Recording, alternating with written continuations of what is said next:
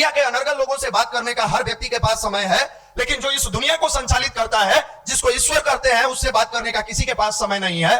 और जब समय विकट आ जाता है तब समय निकाल के लोग बात करने जाता है, भगवान मेरी रक्षा करो। सफलता मनुष्य के संस्कार को परिष्कृत नहीं करता है।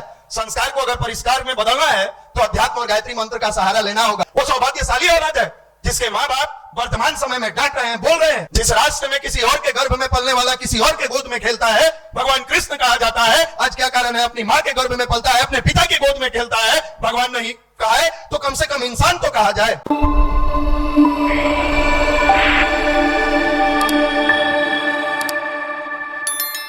अभी बताया जा रहा था गायत्री मंत्र और ध्यान के बारे में। देखिए, आप किस भाव से उसको करते हैं डिपेंड उस पर करता है।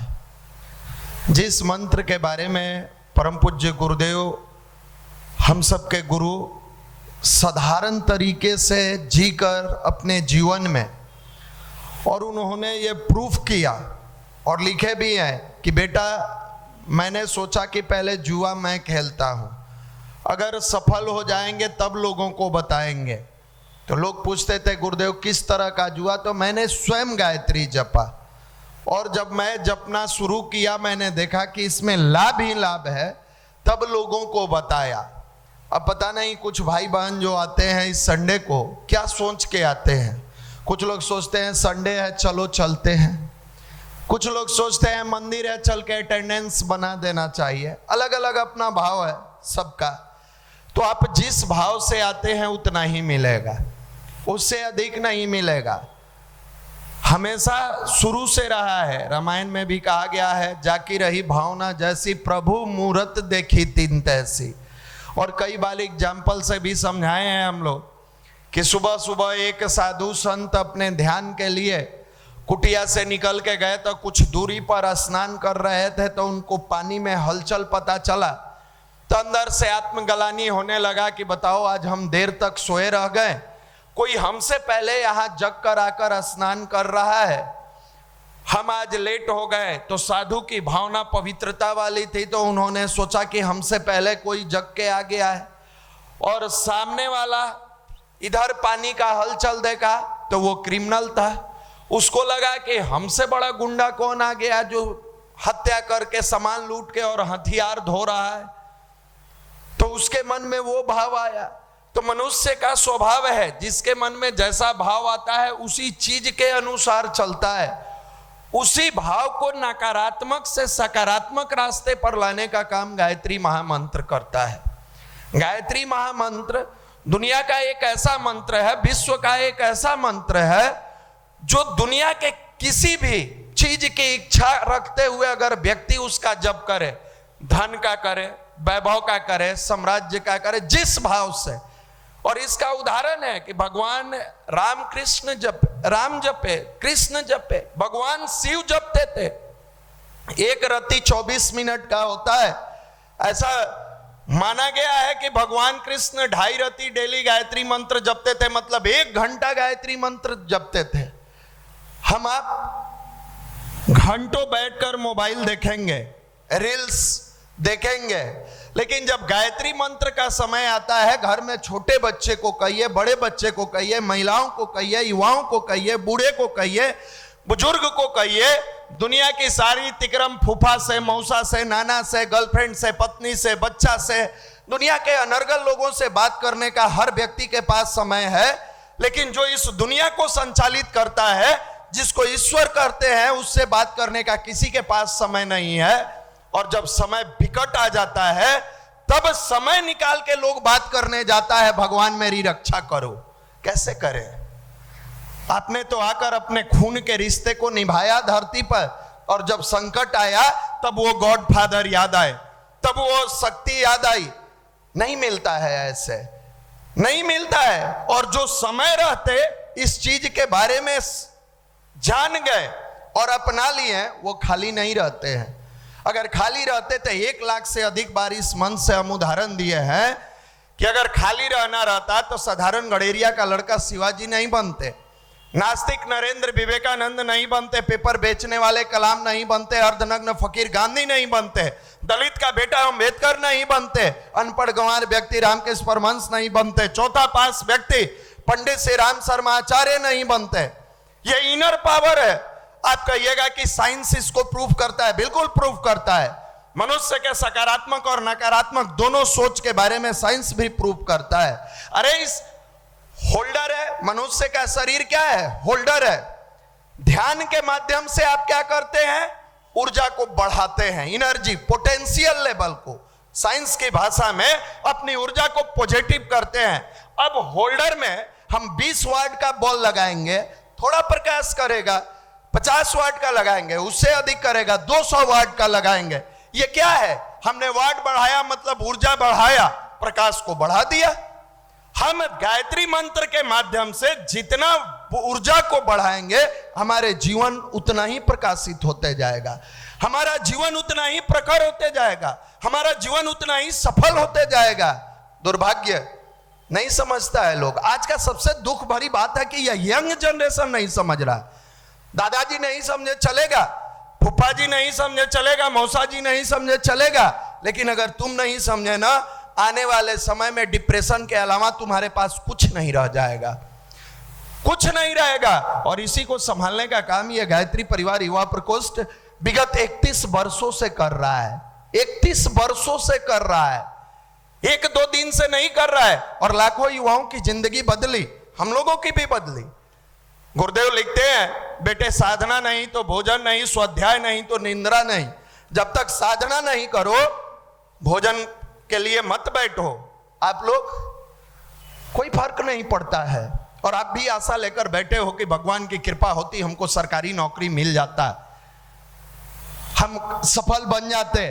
थोड़ी देर के लिए मान लो कि अगर इस तरीके से तुम्हारे जीवन में सफलता भी आ जाएगी, तुम्हारी स्थिति क्या रह जाएगी?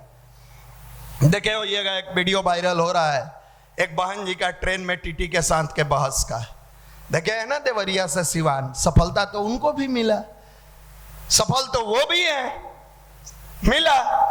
टीटी टिकट मांग रहा है तो आप हमको परेशान कर रहे हैं। वाह भाई, इसका मतलब ट्रैफिक पुलिस अगर हेलमेट के लिए कहेगा तो आप लोग कहने लगिएगा, ये लोग कहने लगेंगे कि परेशान कर रहे हैं। मतलब आप शिक्षिका हैं, आप कल के डेट में बच्चों को ज्ञान दीजिएगा, आपसे क्या उम्मीद रखा जाए? यह सफलता मनुष्य के संस्कार को परिष्कृत नहीं करता है। संस्कार को अगर परिष्कार में बदलना है तो अध्यात्म और गायत्री मंत्र का सहारा लेना होगा। और आप किसी भी कौम से हैं, किसी भी धर्म से हैं, किसी भी देवी देवता को मानते हैं, जैसे घर बनाने के लिए नींव की जरूरत होती है, अध्यात्म को बेहतर बनाने के लिए गायत्री मंत्र की जरूरत है। यह जब तक आपके अंदर नहीं आएगा, आप दिवाली में घर साफ करिए ना, अभी देख रहे हैं चारों तरफ सफाई चल रहा है, घर धो दिए, पर्दा धो दिए, बेडशीट धो दिए।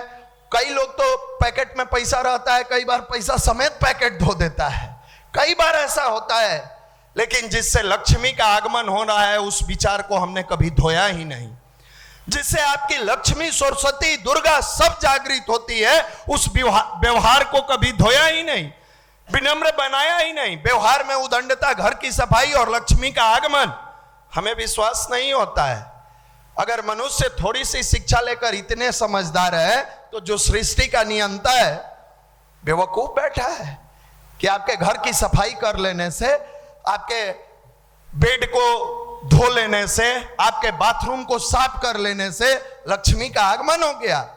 मुझे नहीं पता कि उस समय जो लोग जंगल में रहते थे, हमारे ऋषि महर्षि, वो कौन सी सफाई करते थे। मुझे नहीं पता कि उनके यहाँ ड्राई वॉश में जाकर कपड़ा धुलाता था कि बड़े लॉन्ड्री में जाया करता था, नहीं पता। लेकिन वो घंटों बैठ के पीपल के पेड़ के नीचे, गंगा के किनारे, अपने आश्रम में अपने मन को धोया, और उसका परिणाम रहा कि आज पूरी दुनिया नतमस्तक होती है। हमारा भारत का अध्यात्म इतना कमजोर नहीं था जितना कमजोर हम लोग समझ लिए हम लोग अपने अध्यात्म को समझ लिए। हमारे जीवन में कष्ट आएगा, भगवान के सामने जाएंगे और एक शर्त रखेंगे। जैसे सट्टेबाजी होता है, वैसे हम सट्टेबाजी की तरह शर्त रखेंगे, भगवान मेरे बेटे को सफल बना दो, तुमको साड़ी चढ़ाएंगे। कई लोग यहाँ आते हैं गायत्री मंदिर में, हे माँ गायत्री मेरे बच्चे को सफल बना दो, हम आपको साड़ी चढ़ाएंगे। पूरी दुनिया को साड़ी पहनाने वाले हमारे ईश्वर परमात्मा, भोजन खिलाने वाला यह सृष्टि उन्हीं का, और हम उनसे सौदेबाजी करते हैं कि आप मेरे बच्चे को सफल बना दो, हम साड़ी चढ़ाएंगे। क्या तरीका है। ये लोग भी बहुत डिमांड रखती है। अच्छा दूल्हा खोज दीजिए, जाकी रही भावना जैसी, आपकी भावना अगर जैसा होगा वैसा ही मिलेगा। आपने अगर सत्कर्म किया है तो आपका अच्छे घर में शादी होगा, आपने अगर गलत किया आपका अलग। बहुत बड़ा एक उदाहरण है, यहां से नहीं कह सकते लेकिन उसका एक लाइन बताते हैं। जब छोटे थे तो हम लोग दादाजी के मुंह से सुनते थे, राजा को राजा मिले मिले, सोम के सोम, दानी को दानी मिले। इसके आगे नहीं कहेंगे। सब जानता है, सब जानता है कि आप जिस भाव के होइएगा वही मिलेगा, इससे अधिक नहीं मिलने जा रहा है। फिर भी हम अपनी भावना को नहीं बदल रहे। तो खास करके इस युवा पीढ़ी से निवेदन है, अनुरोध है कि अगर आप चाहते हो कि दिवाली में प्रकाश आए, लक्ष्मी आए, संकल्प लेकर जाना कि जीवन में जो हमारे गुरुजी ने कहा है, साधना नहीं तो भोजन नहीं। एक अन्न का दाना जब तक अपने आप को बेहतर नहीं बनाएंगे नहीं करेंगे। और स्वाध्याय नहीं तो निंद्रा नहीं। आजकल घंटों जो आप रील्स में समय बिताते हैं, अच्छे अच्छे लोगों की वीडियो यूट्यूब पर पढ़िए। आप टारगेट ले लो कि डेली आधा घंटा ही सही अच्छा प्रवचन सुनना है, अच्छे लोगों का मोटिवेशन सुनना है, अच्छी बातों को सुनना है। और केवल सुनना नहीं है, अपनाना है। एक कान से सुने और सुबह उठ के फिर वही काम, फिर फायदा क्या। कई भाई बहन जाएंगे अभी घर, गांव जाएंगे, गांव जाने के बाद हो सकता है माता पिता का आप जितना करते हो उससे अधिक एक्सपेक्टेशन हो। हर गार्जियन को रखता है। आप कितने भी अच्छे क्यों ना बन जाएं, आपके पिता की उम्मीदें समाप्त नहीं होती, आपकी माँ की उम्मीदें समाप्त नहीं होती। लगता है और अच्छा मेरा बेटा बन जाए और अच्छी बेटी बन जाए, उनकी उम्मीदें नहीं समाप्त होती है। कई बार जाता है लोग, ये लोग घर जाने के बाद पिताजी किसी बात को लेकर डांट देते हैं, बोल देते हैं। होता है, गार्जियन है, समझ में नहीं आता है। मन बना के गया है कि दिवाली में गए हैं, छठ बाद आएंगे, इस बार छुट्टी थोड़ा लंबा है तो 2-3 दिन रुक के आएंगे। आज की युवा पीढ़ी के बारे में बता रहे हैं कि आप किस मिट्टी के बने हुए हो और आपकी मानसिकता कैसी है। पिताजी डांट दिए, दिल पर ले लिया, सामने तो बोला नहीं, माँ के पास जाकर कहता है नहीं रहेंगे हम, छठ समाप्त होगा उसी दिन चल जाएंगे। माँ कहेगी क्या हो गया, ना कोई बात नहीं हम नहीं रहेंगे, हमें यहाँ आए हैं डांट सुनने के लिए। एक तो साल भर बाद हम आते हैं और आने के बाद डांट सुनने लगते हैं, हम नहीं रहेंगे, हम पटना जाएंगे। एक बात बताओ, पटना किसके पैसे से पढ़ते हो? क्या तुम्हारा अपना पैसा है? इतना ही तुम्हारा ईगो हर्ट होता है, इतना ही तुम्हारे स्वाभिमान को ठेस पहुंचता है। कह दो ना कि आज के बाद पापा से पैसा नहीं लेंगे, जाएंगे अपनी कमाई से पढ़ेंगे और तुम लोगों को भी भोजन कराएंगे। तब तुम्हारी जवानी की झनक को हम देखते और तुम तब समझते कि रियल में तुम्हारे अंदर स्वाभिमान है। उसी बाप का पैसा लेकर, उसी बाप से दूरी बनाकर और उसी बाप की औकात दिखाते हो और कहते हो कि हम संतान है, हम औलाद है। इतना निकृष्ट औलाद इस धरती पर कभी नहीं आया था। अरे जाना पूछ उन बच्चों से जिसके माँ बाप नहीं है, उसको डांटने वाला, बोलने वाला भी कोई नहीं है और प्यार करने वाला भी कोई नहीं है। वो सौभाग्यशाली औलाद है जिसके माँ बाप वर्तमान समय में डांट रहे हैं, बोल रहे हैं, जिसके माँ बाप उसे बेहतर बनाने के लिए 2 शब्द बोल दे रहे हैं, दिल पर ले रहे हो, बुरा लग जा रहा है। समय जब आएगा और तुम जिस दिन पिता बनोगे उस दिन पता चलेगा कि हमारे पिता क्या थे। दुनिया का यह दुर्भाग्य है कि जिस दिन ये औलाद अपने माँ बाप के बारे में जानता है उस दिन ये माँ बाप धरती छोड़ के चले गए रहते हैं, धरती छोड़ के चले गए रहते हैं और बाद में तुम्हारे पास अफसोस के सिवा कुछ नहीं रहेगा।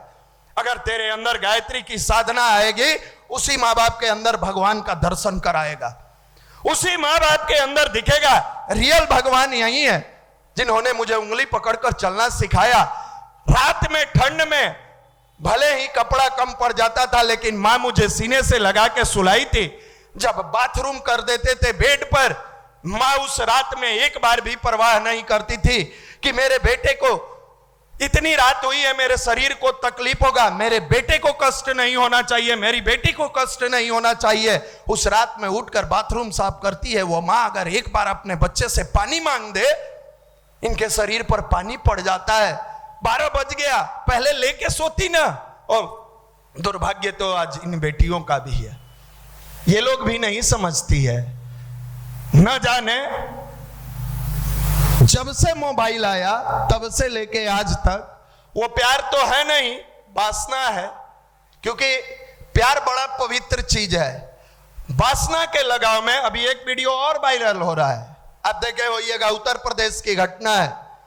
लड़की खड़ी है, पुलिस है, दादाजी खड़े हैं, पिताजी खड़े हैं, मां रो रही है, जोर जोर से रो रही है और कह रही है रह जाओ मेरे घर। बेटी कह रही है नहीं, हम लिव इन रिलेशनशिप में रहेंगे और जिसके साथ रह रहे हैं रहेंगे। प्रशासन पूछ रही है उम्र क्या है, उम्र बता रही है, पिताजी का नाम क्या है, दादाजी का।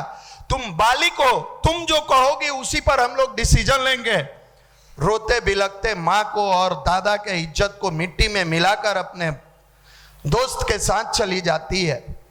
हो सकता है कई लोगों को ये लगता है कि ये आज के युवाओं के लिए हाई प्रोफाइल जमाना है, आप लोग बबादम के झुक गए हैं। याद रखना, उस मां के आंखों की एक एक बूंद आंसू तुम्हारे जीवन का ऐसा डायनामाइट बनकर आएगा जो तुम्हारे जीवन को ध्वस्त करके रख देगा। रोटी के लिए रोओगे, पानी के लिए तड़प जाओगे, तरस जाओगे। जिस राष्ट्र में किसी और के गर्भ में पलने वाला किसी और के गोद में खेलता है, भगवान कृष्ण कहा जाता है। आज क्या कारण है, अपनी मां के गर्भ में पलता है, अपने पिता के गोद में खेलता है। भगवान नहीं कहा है तो कम से कम इंसान तो कहा जाए। इंसान भी नहीं बन पाता है, हैवान बन जाता है, हैवान बन जाता है। यहीं पर गायत्री मंत्र आपके जीवन में वो प्रकाश लेकर आता है, वो दिवाली लेकर आता है, वो खुशियां लेकर आता है। जहां घर मंदिर बन जाता है, जहां इंसान देवता बन जाता है।